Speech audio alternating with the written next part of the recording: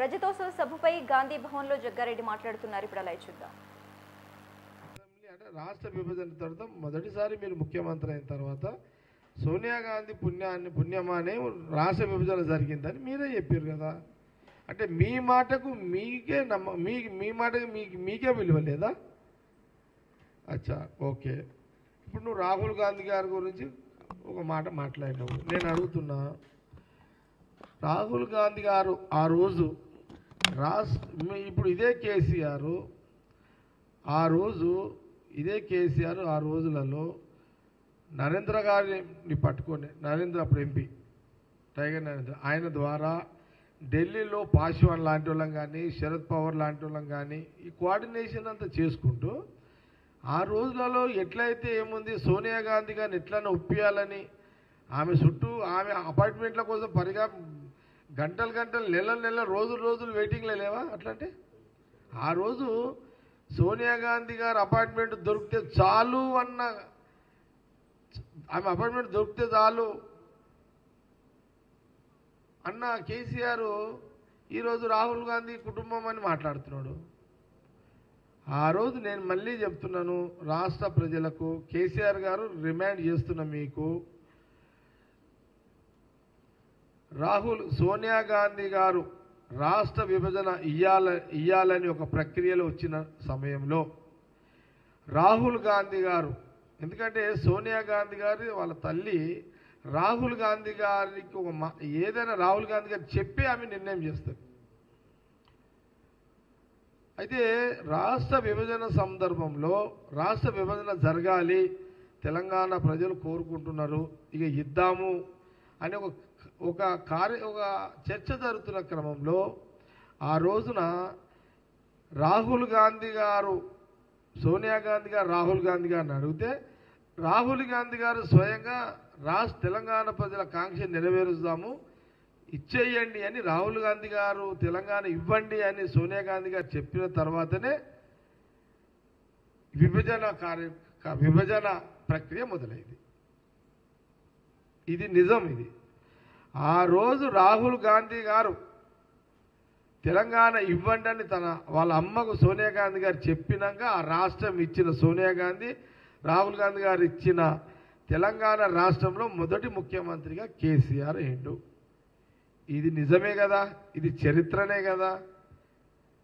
అంటే ఆ రోజు రాహుల్ గాంధీ మరి నీకు ఎట్లా అనిపించిండు? దేవుడు అని. ఆరేమో దేవుడు, సోనియా గాంధీ దేవత అంటివి, రాహుల్ గాంధీ దేవుడు, వాళ్ళ కుటుంబము దేవుళ్ళు దేవతలు అన్నావు. ఇప్పుడు కడుపు నిండింది కదా అని ఇప్పుడు దయ్యం అంటున్నావు అందరినీ. అంటే మనము విలువలతో నేనేమంటున్నానంటే కేసీఆర్ గారు వయసు రీత్యా చాలా పెద్దోళ్ళు, మీరు ఒక ఉద్యమాన్ని నడిపిర్రు, మంచి వాక్చాతుర్యం ఉన్నోళ్ళు, మంచి తెలివిపరులు మీరు, మీ వాళ్ళు అనేక మంది లీడర్లు అయ్యారు. మీరెందుకు స్లిప్ అవుతున్నారు? మీరెందుకు మాట తూలుతున్నారు? మీ నోరే కదా, మీరే కదా ఆ రోజు రాష్ట్ర విభజన అయిన తర్వాత మీరే కదా సోనియా గాంధీ ఇంటికి పోయి ఆమె మీ ఫ్యామిలీ వారిని కలిసారు కదా. మంచిది, అది నేను దాన్ని విమర్శిస్తలేను. మీరు మాట ఇచ్చారు, తెలంగాణ ఇచ్చిన సోనియా గాంధీ గారికి వారికి కృతజ్ఞతలు చెప్పాలనుకున్నారు, మీ కుటుంబం అంతా పోయింది, కృతజ్ఞతలు చెప్పారు, అది మంచిదే. నేను దాని గురించి విమర్శ చేస్తలేదు. ఇన్ని గణం చేసిన మీరు నిన్న రాహుల్ గాంధీ గురించి మీరు స్లిప్ కావడం ఏంటి? ఎస్, కాంగ్రెస్ పార్టీ మా నాయకుడు రాహుల్ గాంధీ గారు. నీ పార్టీకి నువ్వెట్లా ప్రచారం చేస్తావో మా పార్టీకి రాహుల్ గాంధీ గారు వచ్చి ప్రచారం చేశారు మొన్న అసెంబ్లీ ఎన్నికల్లో.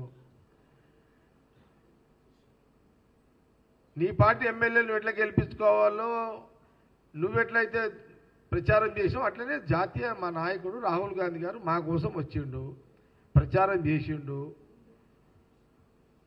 తెలంగాణ ప్రజలు నమ్మిర్రు, అవకాశం ఇచ్చిర్రు.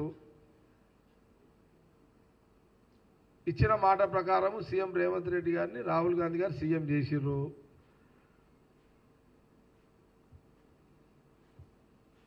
డబ్బులు లేకపోయినా రాష్ట్ర ఖజానా మీరు పుల్లగొట్టినా ఆ ఖజానాన్ని సవరించుకుంటూ పరిపాలన కొనసాగిస్తుండు. దీని మీద మళ్ళీ రేపు మాట్లాడతా. ఈరోజు టాపిక్ ఓన్లీ దీని మీదనే. మీరు రాహుల్ గాంధీ గారి గురించి అనుచిత వ్యాఖ్యలు తొందరపడి మాట్లాడ బేషరతుకి క్షమాపణ చెప్పాలని కాంగ్రెస్ పార్టీ కేసీఆర్ గారిని మీడియా ద్వారా కోరుతున్నది. కేసీఆర్ అంటే నాకు మంచి గౌరవము. కేసీఆర్ అంటే కూడా ఒక మంచి పరిపూర్ణత చెందిన నాయకుడే. కానీ పరిపూర్ణత చెందిన నాయకుడు రాహుల్ గాంధీ గారి గురించి మాట్లాడడం వల్ల మీరు దిగజారిపోయారు అనేది నా భావన. ఇంత ఈ వయసులో కూడా దిగజారు రాజకీయాలు కేసీఆర్ గారికి అవసరమా?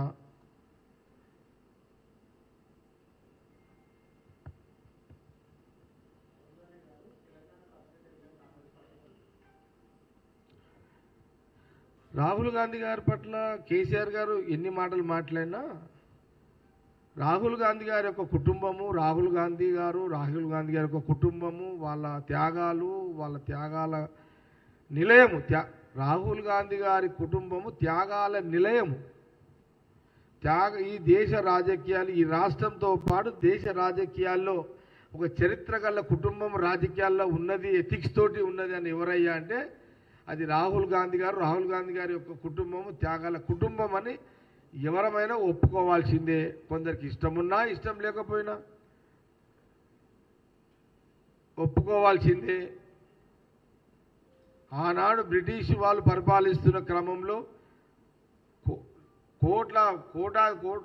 కోటీశ్వరు లక్షల కోట్ల ఉన్న మోతీలాల్ నెహ్రూ గారు స్వాతంత్ర ఉద్యమం కోసం మహాత్మా గాంధీ గారి యొక్క నాయకత్వం నెహ్రూ వారికి ముందు పెట్టి వాళ్ళ ఆస్తులు ఈస్తులు దారదత్తం చేసే చరిత్ర రాహుల్ గాంధీ గారి ముత్తాతలు తాతలు వాళ్ళ తండ్రుల చరిత్ర ఉంది.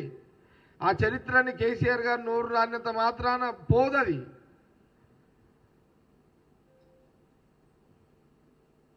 ఎందుకు కేసీఆర్ గారు ఇంత పెద్ద అనుభవజ్ఞుల రాజకీయ నాయకుడిగా మీరు ఎందుకు నోరు జారుతున్నారు? ఎందుకు తొందరపడుతున్నారు? ఎందుకు టెంప్ట్ అవుతున్నారు?